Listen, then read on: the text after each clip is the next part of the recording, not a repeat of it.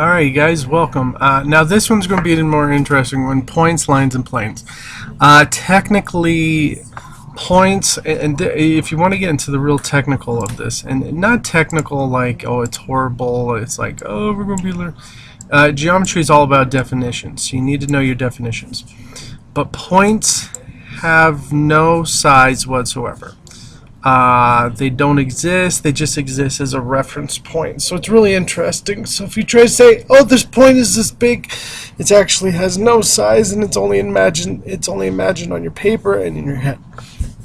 Okay, now lines, however, kind of exist, but they're invisible because lines have length. Well, they don't have length because you can't measure infinite.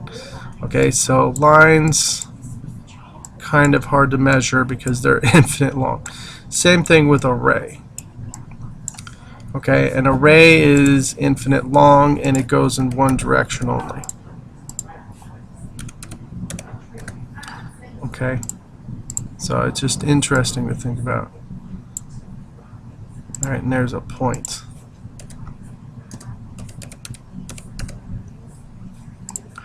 Okay. Alright, and there's another type, there's just a segment. Now this one has length because you can measure with a ruler if you'd like. You can make it as big as you want, but usually you just have it look like this. So these are the notations we use for it. Okay, let me see. Oh, plane is going to be like a really big piece of paper that goes on for infinite in most directions. Oh, and the other thing about lines, segments, rays, and planes is they have no thickness. Okay? So please understand that they have no thickness. Okay? Now points are usually denoted by a capital letter, let's say R. A line will have, you know, 2 letters, and then right above it it'll have the double arrow going in both directions, kind of like the double rainbow, except not as special. Okay, segment will just have the actual line above it. It won't have the double arrow. Okay, and array, there we go. Array will have a line above it.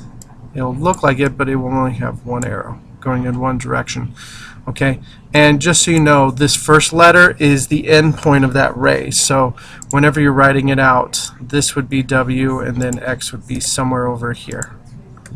Okay, all right. Now for a line, segment, or ray, you need collinear points.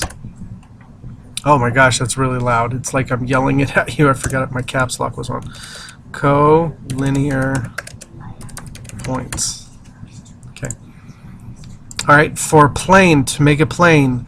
Now collinear points mean that you can have at least 2 points in a row.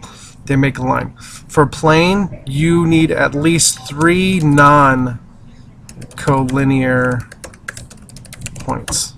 Okay, so in other words, a point over here, a point here, and a point here. Okay, and you can denote those by letters. Let me see, what do we have? X, Y, Z, and A. Okay, all right, and so you would call this plane A, Z, Y, however you want to call it.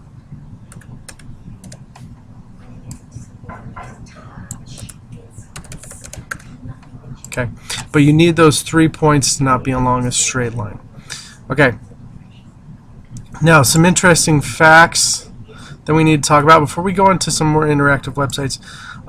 When 2 lines cross, they cross at a point, or 2 segments, or 2 rays, whatever you want to call, they make a point. Okay. Alright, when 2 planes cross, okay, when 2 planes cross, they actually make a line. So it's really interesting how it works that way. Yeah. Monday. Okay, so that intersection is actually going to be a line. Alright? So as long as you got those ones down, you should be good. Now here's something interesting. A line is actually one-dimensional, and a point is zero-dimensional because it has no direction. Okay, a plane is two-dimensional, and it goes down, and when it intersects it makes a line, so that's one-dimensional. Okay, so if somehow we were able to cross a three-dimensional object, and we would have to be very careful because this doesn't always happen, a three-dimensional object with another three-dimensional object, we would probably get a two-dimensional intersection. Okay, so sometimes, that's only sometimes that works, but it's kind of interesting that, as you can see, the more dimensions you go up, and the dimension is like, you know, a length or a point of reference, a length of reference. Okay. I'll just come to your house. All right, so let's go talk about some of this stuff. All right, so you're going to see some questions dealing with points, lines, and planes. Okay, now if 2 points lie in the same plane, if you imagine it as a box, they would lie on the same plane. So E, D, F, and C are all on the same plane.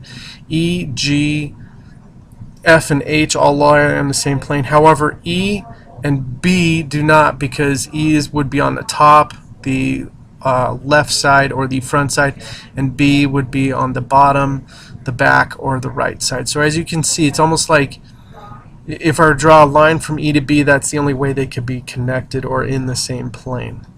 Okay.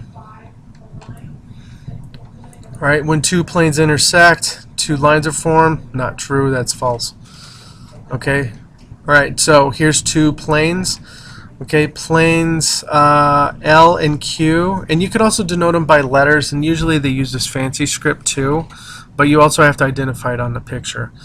Okay, if they're parallel, they wouldn't intersect, and if they, now here's an interesting thing, if they share letters, so if you're intersecting and they share letters, so in other words, plane Q has A, B, and A, B, and E, and line L, or plane L, has D, B, and E. B and E are both shared, so therefore B and E must be points on that line, on that intersection. Alright, now if two lines intersect, only one plane contains both of the lines. True or false? That one's actually quite interesting, because if you think about it, you're making three non-collinear points. So if we go back to our actual question, yeah, only one point would be contained. So in other words, or in other, sorry, not one point, only one plane would have the containment, and it depends on how you rotate it and stuff. Okay. All right. So now what I am on is I'm on regentsprep.org, and I'm on the geometry section. So you can check that one out. That one's a pretty amazing one. Some good stuff to practice, if you'd like to practice, is to take some figures, some geometric figures from the internet, and then you could practice by actually having someone draw it just from your directions. So you could take this and you could try to explain to your little brother or sister or your mom and dad and actually work with it. So that's kind of cool. That's a great game to play. Alright, so that is pretty much it for today. This is all on points, lines, and planes. If you have an understanding of this, the rest of the semester is going to be going really easy. Okay. Oh, and one other thing. You're going to see a word called skew. And skew means neither parallel or intersecting. Okay. So if we go back to, let's see, we're right there. If we go back to our Regents Prep exam, okay, EGHF plane would be skew with, no, technically it's parallel with everything. So let's look at lines.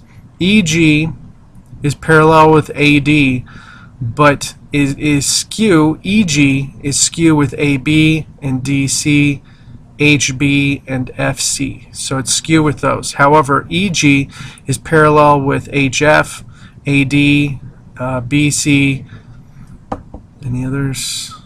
Nope, that's it. Oh, and EG intersects EF, GH, GA, and ED, so those are some intersections and stuff.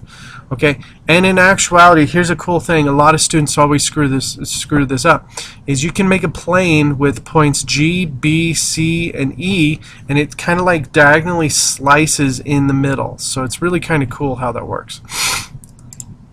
All right, you guys, that's pretty much it for points, lines, and planes. I'm about 95% sure I did not forget something. I've covered a ton of stuff, and please enjoy. Have a great day.